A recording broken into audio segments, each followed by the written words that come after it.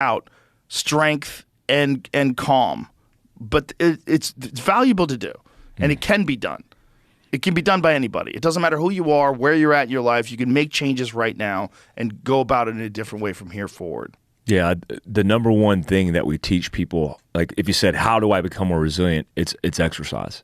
Because a workout of the day where your body gets uncomfortable, it tells your mind you're going to die, essentially is what happens. Like, hey, stop doing what you're doing because you're going to die. Pushing through those barriers, those obstacles in your mind are going to make you more resilient. I do a stress shoot at the end of my classes. And a lot of people who technically train, and this correlates to fighting as well. Let me make the example, like you hitting a bag. Most people think punching a bag makes them a good fighter, or they'll virtue signal they're a good fighter because they punch a bag. So you say, you punch a bag, you look cool punching the bag, it feels cool, it looks cool, I must be good at fighting. And then you get on a mat or you get in a ring with a real person, and that's not how it works. It's the same thing with self-defense.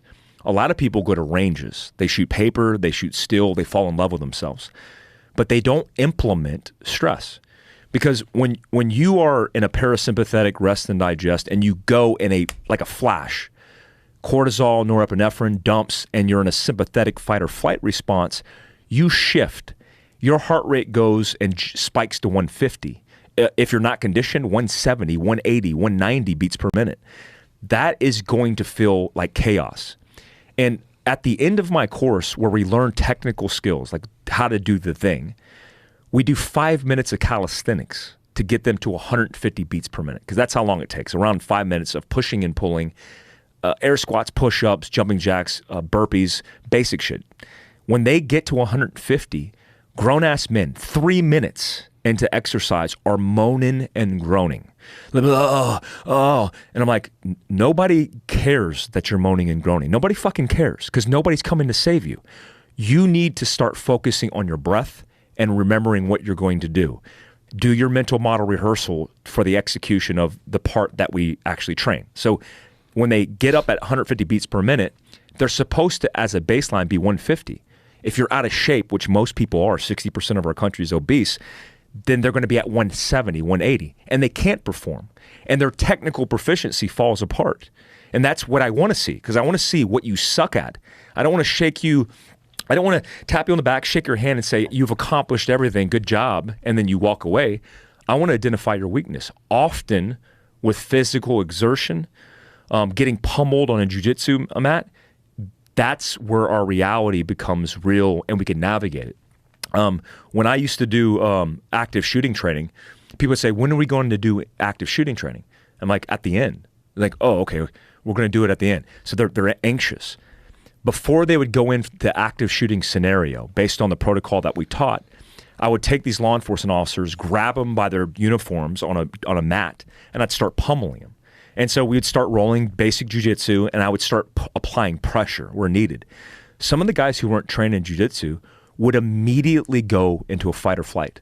They would start hyperventilating, hyper-aroused, and they would get anxious. They would start like almost screaming, and I would have to coach them, calm down, collect your breath.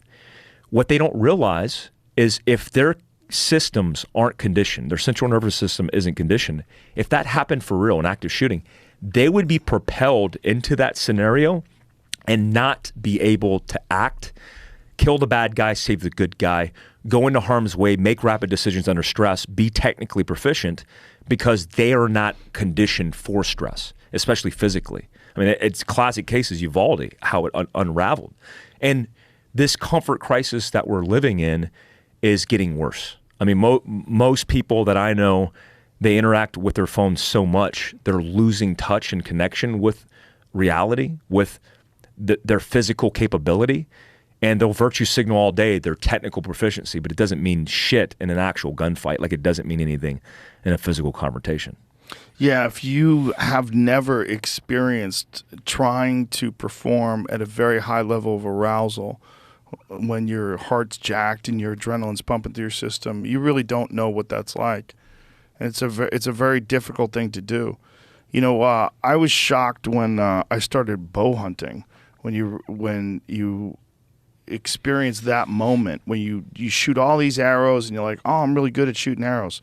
I've got it down. And then all of a sudden a screaming bull is moving through the trees and you have this open window to shoot and your heart is fucking hammering in your chest and your pin's moving around like this. And you're like, oh my God, like I got to figure out a way to calm myself the fuck down. Like I was shocked that where there's really no, I mean, the consequence is I don't want to wound an animal. And I don't want to fuck it up. I want it to be a clean and ethical kill. So there's no danger to me. But yet your heart rate is fucking jacked through the roof because it's an alien sort of experience. It's a very new experience. Multiply that times 100 if your life's on the line. Mm-hmm. Multiply that times 100 if you're actually being attacked by that animal. Multiply that times 100 if a person is trying to get you and you're not accustomed to being able to respond and deal with stress. And that's most people. Yeah, you'll find this fascinating. This is you ever heard of the term hypoarousal? Yes. So I've heard you talk about it a couple times. The problem with this idea of being hypo-aroused, playing possum, the feign response, is it's not widely studied. There's a woman named Amanda Ripley. Have you ever interviewed Amanda Ripley? No. She wrote the book Unthinkable, and it's a real good book on why people live, why people die. I'm fascinated by that shit in survival. She talks about the Virginia Tech shooting. Horrible circumstance that took place at Virginia Tech where shooter goes into the school, kills 32 people, and then kills himself. He goes classroom to classroom, shooting students, like one at a time, at will, at random, shooting them in the head. Like 93% or more of the people he shot in the head. So he's just walking one by one. And this is on me too. This is something fucked up I used to do. I used to teach this course, warrior mindset. You know, this idea about, oh, we got to have a warrior fucking mindset. And when I taught it, I used to use Virginia Tech as an example. And I would say, when does it become real for you to get off your ass and fight for your life? Is it when the 10th student closest to the door gets popped in the fucking head by a semi-automatic pistol? Or is it the second person, the third person? Or maybe your friend, because friends sit together in classrooms. Was it your friend? Was it your friend that woke you up so you could fight for your life? Or was it when the Glock was put against the back of your head and then you went, oh, I need to fight, and then you got popped in it and it's too late. You're fucking dead. Why did nobody fight? And that's because I didn't know better.